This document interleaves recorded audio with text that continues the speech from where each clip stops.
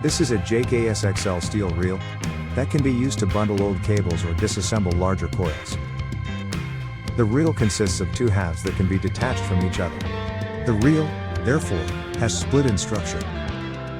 The reel is suitable for unloading water or sewer pipe coils of 110 mm. The standard coil is made for a 60 mm reel axle, but it is also available as a model suitable for larger shafts. The coil has an outer diameter of 2.8 meters, an inner diameter of about 1.7 meters, and an inner width of 1.2 meters.